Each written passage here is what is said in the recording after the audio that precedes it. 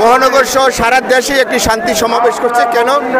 আপনারা জানেন আমাদের বিরোধী দলগুলো তারা এক দফা বা তাদের অযৌক্তিক কিছু দাবি আছে, সেই দাবিগুলো অনেক সময় সন্ত্রাসী কায়দায় যদি বাস্তবায়ন করা হয় তাহলে রাষ্ট্র, সরকার এবং জনগণের উপর প্রভাব পড়ে।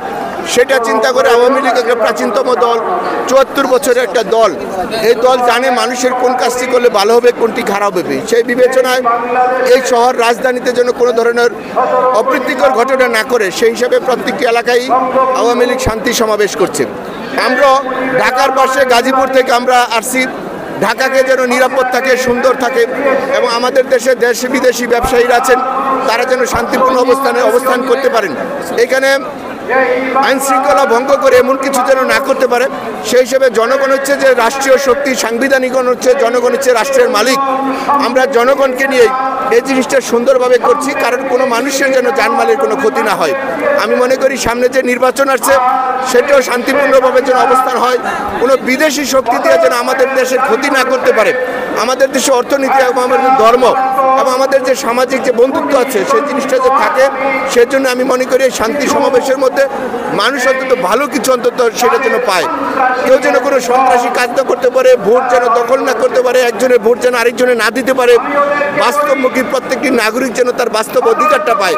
সেই জন্য আমরা আসছি। সেই হিসাবে মনে করি মাননীয় প্রধানমন্ত্রী আমাদের রাষ্ট্রীয় গার্জিয়ান, উনি যেভাবে দেশ পরিচালনা করছে ওনাকে যদি আমরা সবাই সহযোগিতা করি তাহলে সুন্দরভাবে ভবিষ্যৎ প্রজন্ম আলোর পথ দেখবে।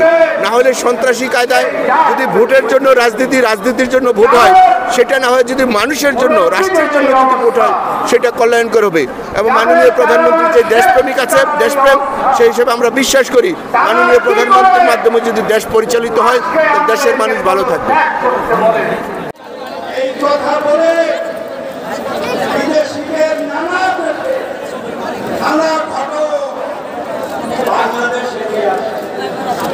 ওই ঘটকেরা এখনো বাংলাদেশে আছে। নির্বাচন কমিশনে গিয়েছিল, সেই নির্বাচন কমিশন গঠিত হওয়ার পর তাদের